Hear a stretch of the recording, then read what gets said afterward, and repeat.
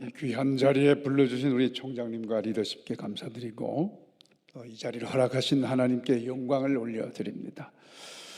특별히 사랑하는 선배, 동료, 후배 여러분, 주님 안에서 만나서 정말 반갑습니다. 많이 반갑죠? 네.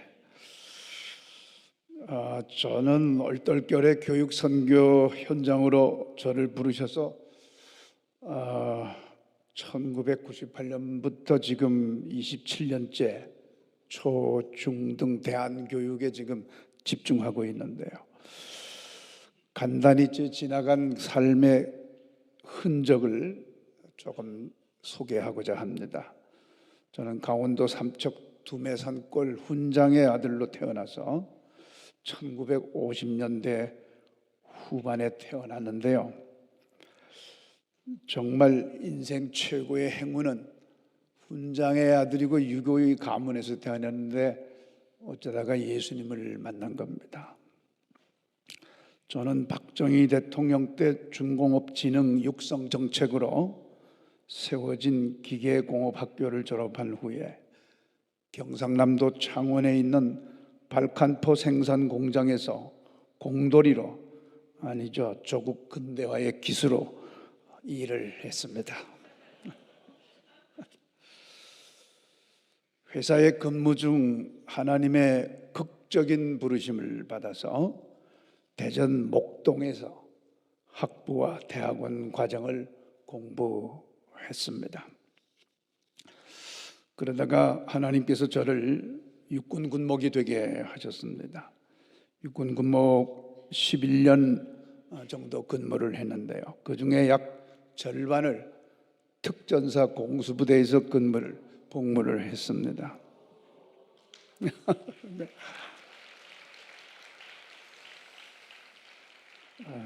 군대 전역 후에 서울에 있는 서울 효성교회에서 3년 담임을 하고, 그리고 미국 텍사스와 캘리포니아에서 이민 목회를 했습니다. 그때 하나님께서 교육 선교로 부름을 해주셨고, 저는 거기에 응답하여 글로벌 선진교육과 글로벌 선진학교를 설립해서 현재에 이르고 있습니다. 그리고 8년 전에 지역 선교에 대한 하나님의 강권이 있어서 지금은 세종, 종천, 반곡, 조치원에서 동역자들과 함께 지역교회를 개척하여 섬기고 있습니다. 오늘 모교 이름만 들어도 가슴이 뛰는 한국침례신학대학 모교 채플에 말씀을 전하게 된 것을 너무너무 자랑스럽게 생각하고 감사하게 생각하고 있습니다. 약 45년 전에 신학교 초년생 때를 떠올려 봅니다. 저는 불행스럽게도 초등학교 4학년 때 어머니를 먼저 보내고, 그 슬픔이 채 가시기도 전에 고등학교 1학년 때 아버지마저 보내드린 후에 참으로 막막하고 가슴이 조여오던 때에 우리 예수님께서 나를 찾아오셔서 나의 주인이 되어주시고 나의 길잡이가 되어주셨습니다. 제가 지금까지 경험한 예수님을 믿고 따른 교회는 항상 따뜻한 사랑의 도가니였고, 어쩌면 제가 자칫 세상을 원망하고 피해의식에 사로잡혀서 저항하고 반항하면서 살아갈 수도 있었을 텐데, 교회는 나에게 언제나 부모님의 품 이상의 따뜻한 공동체였습니다.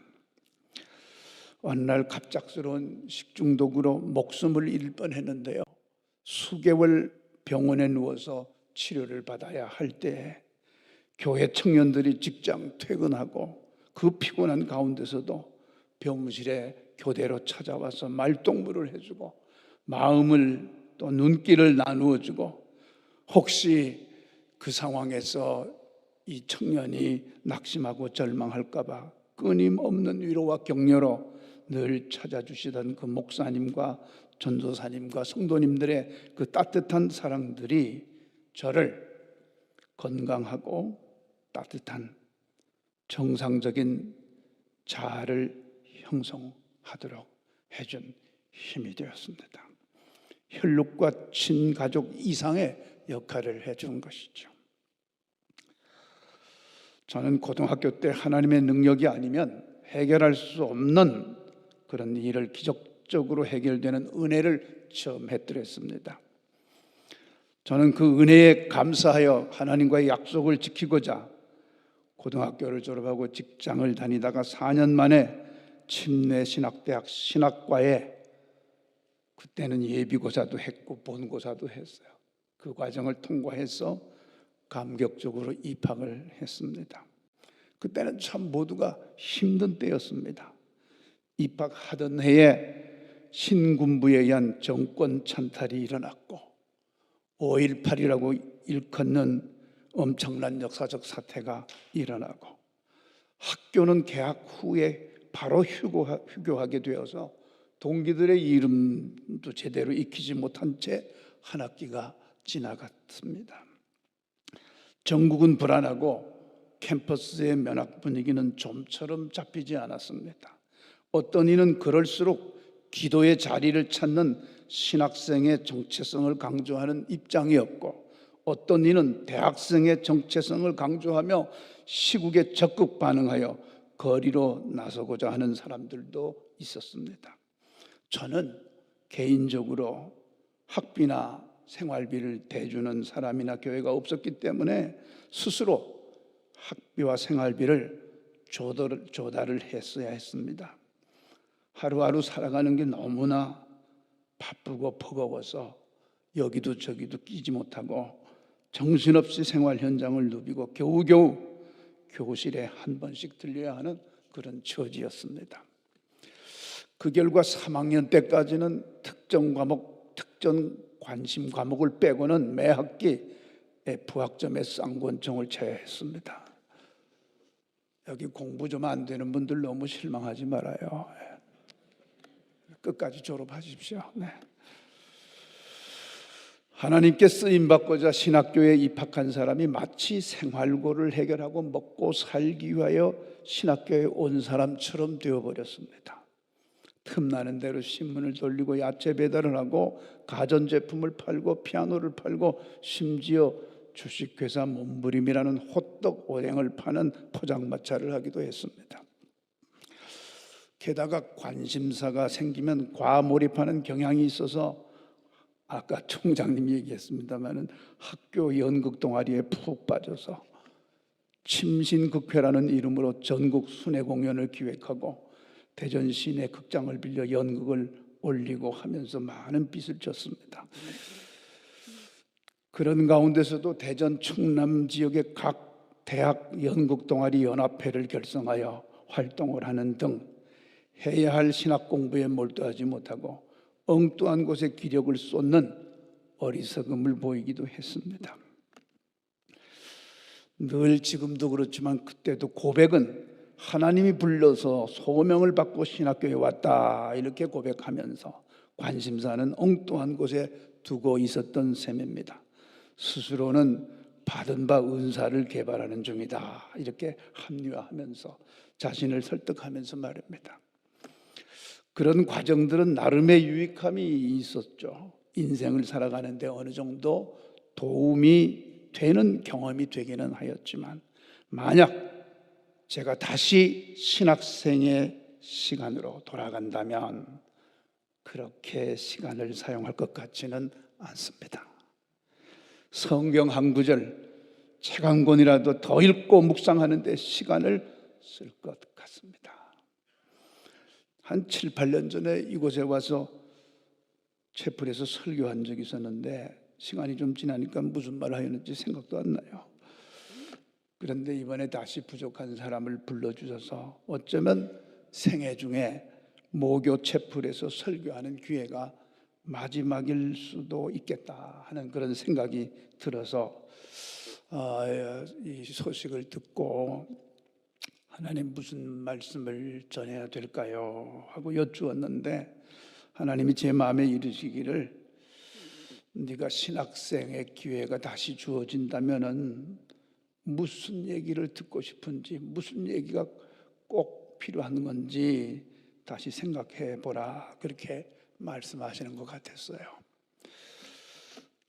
그래서 예수님이 12제자를 택하여 세우신 다음에 하신 말씀 있잖아요. 그게 마태복음 오늘 본문 10장에 나오는데, 예수님이 12제자를 세우고 말씀하신 그게 어쩌면 제자로 부름받은 신학생들에게 꼭 필요한 말씀이 아닐까, 그런 생각을 하면서 오늘 말씀을 여러분들에게 좀 나누고자 합니다.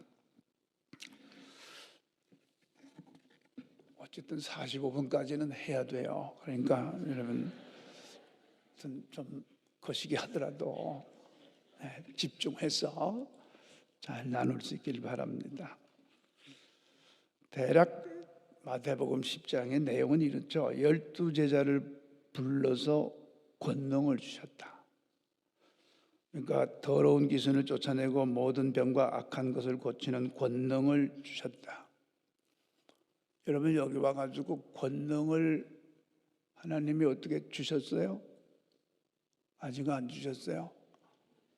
달라고 때를 써야 됩니다. 신학교에 와서는 하나님께 권능을 달라고 때를 쓰는 자리가 신학교예요. 목회 현장에 나가면 정신없이 바빠서 그런 때 쓸 시간도 없어요. 꼭 여기서 권능을 받으시기를 주의 이름으로 축복합니다. 그리고 12제자들 내보내면서 일종의 행동 지침 강령을 하나를 하는데, 제일 첫 번째는 이방인에게도 가지 말고 사마리아에게도 가지 말고 오히려 이스라엘 집에 잃어버린 어린 양에게 가라. 유대인에게 먼저 가라고 하는 거죠. 가장 복음을 잘 이해할 만한 이들에게, 가장 복음이 시급한 자들에게 가라. 너무 어려운 거 도전하지 말고 할 수 있는 것부터 하세요. 아멘. 할 수 있는 것부터 하세요. 돌파구를 마련하면 되는 거예요.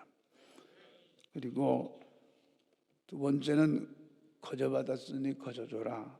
천국을 전파하는 거, 병든 자를 고치는 거, 죽은 자를 살리는 거, 나병 환자를 깨끗하게 하는 거, 귀신을 쫓아내는 것 등 이런 하나님이 주신 복음 전도사로서 주신 권능과 능력과 은사를 대가를 바라지 말고 거저 주라는 거예요. 서울의 큰 교회들이 여러 교구를 가지고 있는데, 교구가 이제 뭐 부자들이 많이 사는 교구도 있고 산동네 교구도 있는데, 부목사님들이 다 산동네 교구로 서로 가려고 치열하게 다투는 게 아니라, 가면 그래도 뭐 거마비라도 좀 줄 수 있는 그 동네로 다 가고 싶어 한다는 거예요. 반성합시다. 왜 이렇게 목소리가 작아요? 기분 나빠요? 반성합시다. 그리고 선교를 빌미로 과잉 비축하지 마라. 사역을 빌미로 과잉 비축하지 마라. 옷이나 신이나 지팡이 두 벌 준비하지 마라. 일꾼이 자기의 먹을 것을 받는 게 마땅한다. 그러니까 하나님의 일꾼이라면 하나님이 다 챙겨줄 텐데 왜 자꾸 챙기냐? 왜 자꾸 쌓아놓냐? 필요하면 다 그때그때 하나님이 줄 텐데, 그렇게 믿습니까? 전 진짜 뭐만 하나 딸랑 차고 교육 현장에 내몰렸는데요, 저렇게 하나님이 주시잖아요. 사람들이 저에게 비결을 배우러 오는데 저는 해줄 말이 없어요. 저도 잘 몰라요. 어쩌다가 그렇게 된 거예요. 하나님이 하신 겁니다. 여러분, 과잉 비축 절대 안 됩니다. 챙기지 마세요. 주시는 대로 다 써요. 하나님이 또 채우시고 그렇게 할 겁니다. 그리고 믿음이 있어 보이려고 할 것도 없다. 총알이 빗발치는 전쟁에서 나는 담대하다는 걸 보여주기 위해서 벌떡 일어나서 적진을 향하여 나가는 사람, 미친 사람 아닙니까? 그 즉시 총알에 맞아서 죽는 거죠. 그때는 미련함으로 벌떡 일어나서 나 이런 사람이야, 내 이렇게 믿음 있는 사람이야 라고 보여주기보다는 낮은 포복으로 지형지물을 활용하여 은폐와 은폐를 하면서 적진을 향하여 지혜롭게 나가는 것이 필요한 거죠. 그리고 여러분, 나의 무능함과 부실함과 불성실함을 하나님을 핑계 삼아 합리화하지 말아야 됩니다. 부지런히 하세요. 신학교에서는 전통적으로 내려오는 유머가 있잖아요. 요새는 뭐 아재 개그라서 안 하는지 모르지만 어떤 신학교에서 시험을 봤는데 신학생 믿음 좋은 아주 영적이고 뜨거운 신학생이 거기다 이렇게 썼다잖아요. 교수님이 질문한 문제집 밑에다가 하나님은 다 아십니다 이렇게 썼다잖아요. 그 맞는 말이죠, 틀린 말은 아니죠. 하나님이 그까지 그 뭐 시험 문제 그거 모를 것 같아요. 그 교수님이 딱 뭐라고 채점해서 다 알죠. 하나님은 100점, 당신은 0점 이렇게 했다잖아요. 그러니까 자기의 그 무능함과 부실함과 불성실함을 하나님을 핑계로 그 뒤에 숨고 이러면서 하나님을 앞장 세워서 자기의 그 모든 것들을 합리화시키는 이 비굴함을 던지지 않으면 여러분 우리가 새로운 일을 감당할 수가 없다 하는 거예요. 뭐 등등 많이 있는데 보니까 잘라야 될 때가 왔네요. 네. 저는 오늘 마지막으로 여러분들에게 여기서 꽂히는 게 하나 있어요. 거저받았으니 거저줘라. 거저받았으니까 거저줘야 된다. 천국을 전파하는 것, 병든 자를 고치는 것, 죽은 자를 살리는 것, 나병 환자를 깨끗하게 하는 것, 귀신을 쫓아내는 것, 이런 하나님이 주신 권능과 능력을 다 거저받은 거니까 그거를 거저줘야 된다. 그런데 문제는 거저줄 게 있습니까? 그게 문제예요. 거저주라고 그러는데 뭐 거저줄 게 있어야죠. 받은 바 뭐 없는데 거저받은 하나님께 뭐 거저받은 바가 뭐 있어요? 거저줄 거 아니에요. 여러분들이 하나님께로 거저받은 바가 없고 노력하고 힘쓰고 애써서 얻었기 때문에 그걸 쓸 때 자꾸 보상을 요구하는 거예요. 그러니까 이건 내가 노력해서 얻은 게 아니고 하나님이 나에게 은혜로 주신 것이 있어야 하는 것입니다. 그러니까 바울 사도님이 뭐라고 그랬어요? 세상에 그 어떤 것도 나는 배설물처럼 하찮게 여길 수밖에 없는 하나님의 은혜, 그걸 바울 사도님이 고백하잖아요. 세상이 주는 것 말고 하나님이 내게 그냥 주신 그걸 나눌 수 있는 게 있어야 되는 것이죠. 또 사실 우리가 뭐 풍부한 시절도 있을 수 있고 화려한 시절이 있을 수도 있고 또 반면에 배고프고 비천하고 궁핍한 시절이 있을 수 있습니다. 그런데 하나님이 주신 은혜로 충분하면 그런 상황은 사실 아무 문제가 되질 않아요. 그러니까 하나님이 주신 은혜로 인하여 세상의 그 어떤 것도 문제가 되지 않는다는 고백이 우리 사랑하는 선후배 여러분께 꼭 있기를 주의 이름으로 축복합니다. 한 청년이 세상에서 이것저것 다 해보고 늦깎이로 우리 신대원을 졸업하고 엊그저께 찾아왔어요. 참 총장님 우리 신학대학 자부심 가지만 합니다. 이 청년이 여기 3년 신대원 다니면서 이제 제가 오직 예수, 오직 말씀만이 그 어떤 것과 비교할 수 없다는 그 말의 의미를 이제야 깨닫게 됐습니다. 그 고백을 하더라고요. 그래서 우리 신학교 아직 살아있네. 아직 살아있네. 자기 많이 배웠다고 내 앞에서 신학적인 용어 찍찍 써가면서 금방 떠는 그 모습이 아니라 제가요 이 MDB 과정을 졸업하고 나니까 제가 아무것도 아니라는 걸 목사님 느꼈습니다. 그러더라고요. 진짜 우리 신학교 살아있어요. 할렐루야. 네. 이제 마무리하겠습니다. 여러분 신학 훈련을 받고 석사 박사 과정을 마치고 그래도 좀 줄 게 있어야 되지 않겠습니까? 물질을 주고 뭐 세속적인 관심사를 나누고 그런 거 말고, 세상 권력자들이 줄 수 있는 거 말고, 세상 부유한 자들이 줄 수 있는 거 말고, 세상 연예인들이 줄 수 있는 즐거움 그런 거 말고, 세상 지식인들이 줄 수 있는 지식의 유익 그런 거 말고, 세상 친구들이 줄 수 있는 인생의 살맛 뭐 이런 거 말고, 예수님만이 우리에게 주셨던 그거, 감격적으로 눈물 흘리면서 주님, 주님만이라고 고백했던 그거를 나눌 수 있어야 되지 않겠습니까? 줄 수 있어야 되지 않겠습니까? 여기서 몇 년을 고생했는데, 여기서 몇 년을 엎드렸는데 그것도 없이 이 문을 나간다면 너무 억울한 거 아닙니까?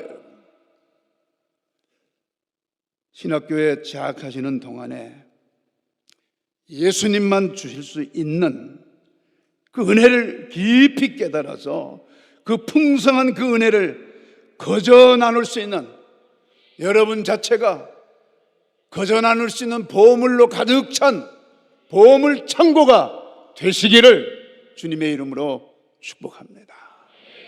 기도하겠습니다. 하나님, 여기 이렇게 모인 하나님을 너무나 좋아하고 사랑하고 사모하는 우리 신학생들과 또 이들을 가르치는 우리 선생님들과 여러 직원들에게 세상에 줄 수 없는 그 보물이 가득 차서 누군가에게 거저 받았으니 거저 줄 수 있는 창고가, 보물의 창고가 되게 하여 주옵소서.